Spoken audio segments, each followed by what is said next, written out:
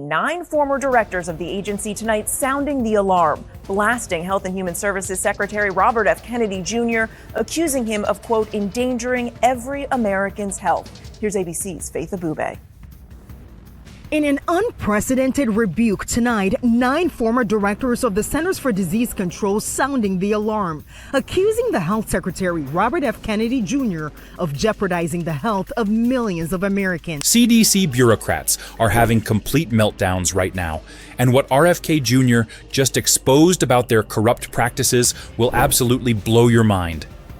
The health establishment is in full panic mode after Kennedy dropped the most devastating bombshell that completely destroys their narrative about public safety and government overreach. Hit that subscribe button right now, because what I'm about to reveal will change everything you thought you knew about the CDC's real agenda. The secret meeting that started it all. Last Tuesday, RFK Jr. walked into a closed-door CDC meeting with a stack of documents that made senior officials literally walk out of the room. Sources inside the agency tell us that 3 department heads immediately submitted resignation letters after seeing evidence of what they called systematic data manipulation, dating back to 2019. The bombshell wasn't just about policy disagreements. It was hard proof that CDC executives had been deliberately inflating health statistics to justify billion-dollar budget increases.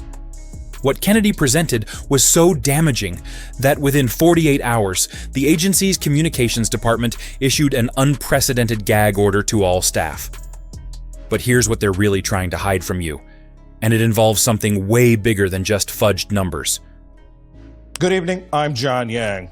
On this Labor Day weekend, there's been no holiday from the turmoil and controversy at the agency in charge of protecting the American public's health.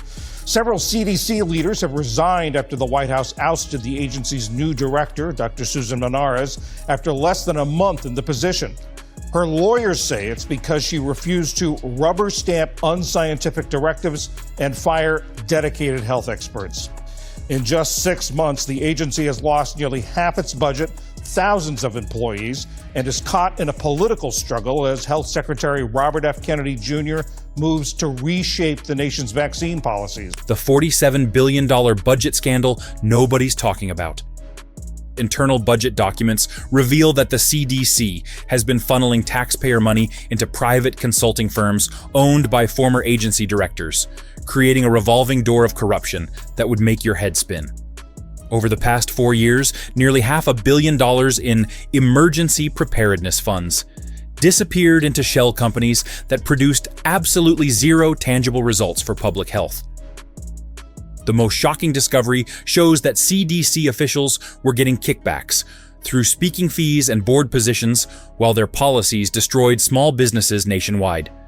Employee whistleblowers are now coming forward with evidence that budget meetings were essentially auctions where pharmaceutical lobbyists bid on which health recommendations would get official backing. What RFK Jr. found in those financial records is about to expose the biggest government health scam in American history. But the real kicker is what these officials were doing with your medical data. Your private health information was being sold. CDC employees were caught selling anonymized health data from millions of Americans to big tech companies and foreign governments for profit, violating federal privacy laws on a massive scale.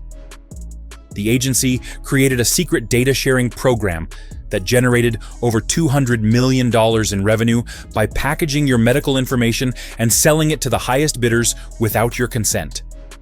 Internal emails show CDC directors bragging about monetizing health surveillance, while publicly claiming they were protecting patient privacy.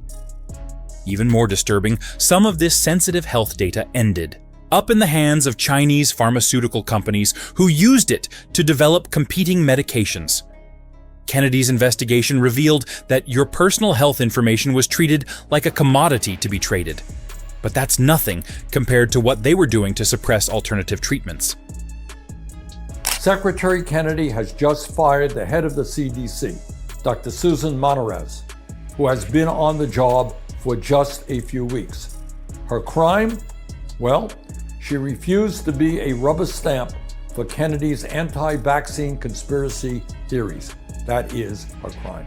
That's why she was fired.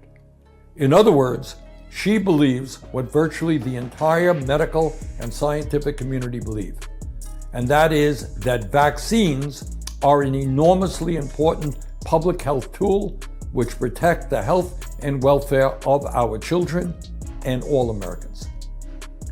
It is a bit absurd to have to say this in the year 2025, but let me say it. Vaccines are safe and effective. The suppression of life-saving treatments. Leaked communications reveal that CDC officials actively worked to suppress studies showing positive results for alternative treatments, even when they could have saved thousands of lives. The agency maintained a secret blacklist of researchers and doctors who challenged their preferred narrative, effectively ending careers and blocking peer-reviewed studies from publication.